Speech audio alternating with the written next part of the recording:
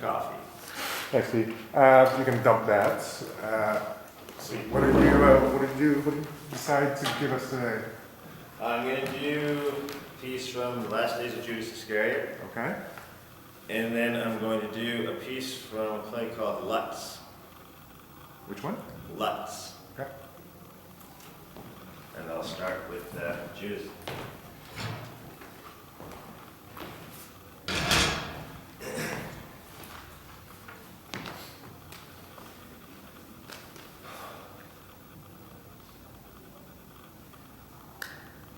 Three years into our marriage, I took a job teaching at the state college, and I was real popular with the students because I figured out a way to make them want to learn. And one night at the end of the semester, they took me out for a few beers, and I ended up having an assignation with a young lady named Lucy. And I went home that night, got into bed next to my wife, drunk as a skunk, and I remember I was looking at her before I passed out, because I always liked to look at her when she was sleeping, because she always looked so good. I used to have a little nickname for her. I used to call her my little baby dinosaur, because that's what she looked like when she slept, like a cute cartoon baby dinosaur, like a baby brontosaurus, but cute. Anyways, I wake up the next morning, and what I'd done the night before comes back to me, and I look at my wife, and boy, she looked exactly the same as always, but somehow she just wasn't my little baby dinosaur no more, you know? And my girl, she got up, went downstairs, didn't know nothing about nothing, and made blueberry French toast with maple walnut pecans. And I didn't eat it. Nothing was ever the same after that morning. And I tried a lot of things to make it better. The only thing that did was more beer and more women. Do you know who W.H. Auden was, Mr. Iscariot? He was a poet that once wrote that God may reduce you on Judgment Day to tears of shame, reciting by heart the poems you would have written had your life been good. And she was my poem, Mr. Iscariot.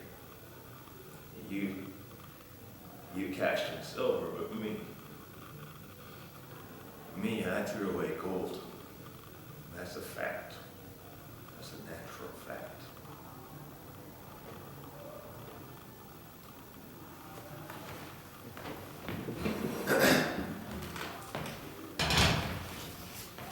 Lots. The secretary. The secretary was a fucking bitch. Didn't want to count all my hours one day at work, so I tell her where to go. But she goes and complains to the boss because she's screwing him, and then I find a letter in my note box telling me that I have 2 weeks' notice. Okay. So I take the old claw hammer, and I go upstairs, and I tear apart her whole fucking office. Even the stupid picture of her stupid-looking motherfucking nephew. And then I tear up the boss's office too, but of course they call the cops on me to escort me out. But I didn't put up a fight. I just went out peacefully, and they put me in the back of the cruiser, and old Sergeant Donaldson, he looks back at me, and he says, why'd you have to go and do all that for, Pike?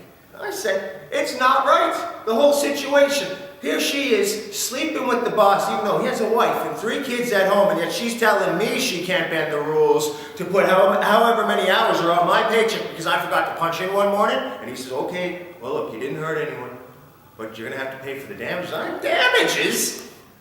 Damage was done to me. They were taken care of. I needed that job, and then they take advantage of me. Just like the boss, he's taking advantage of his wife, his 3 kids, and now he's taking advantage of me. The sociopaths is what they call that. And if you're gonna charge me for tearing apart their offices and their little sociopath headquarters, then you are not doing this world any favors. And he tells me, shut up, God damn it, it's not as simple as that. And I said, yeah, well, we'll see now, won't we? So they take me to the drunk tank, and on the way to the drunk tank, they decide to pull into Timmy's, and old Sergeant Donaldson, he looks back at me and he says, would you like anything, Pike? And I say, yeah, I'll take a large double-double. And then we drive to the station, he keeps it in the cup holder, and when we get there, he gives it to me. Now that tells you something now, don't it? great. Say, why you up there? Let's have a little fun. Can we have a little fun for a little while? I like fun. All right, let's relax, all right? And I'll tell you what, you're black, Okay. yeah? You want me to freestyle? I saw you, man. Yeah, do that. Could you get back to the wall? Go back to the wall. Do that. Go ahead, let me see that walk that you just did. Yeah. Come on up. You want me to come up? All right, all that. But now check this out. All right. All right. Not only are you black, okay, you black, I'm black, but I'm a black woman. I'm a black hoe. Oh, yeah, you are. Yeah, and you're a black pimp. He's liking this. And you know that this money is short tonight. Oh, And you want this money, you want your money. that is my money. That's right, talk to me. That's my fucking money. Why don't you have my money?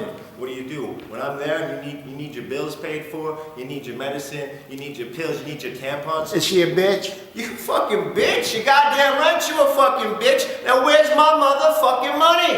No, you want me to come there? You gonna make me come over there? You come here. No, you fucking come here and you give me my motherfucking money, or you go out there and you go and suck some more dick and you get me my motherfucking money. Thanks, dude.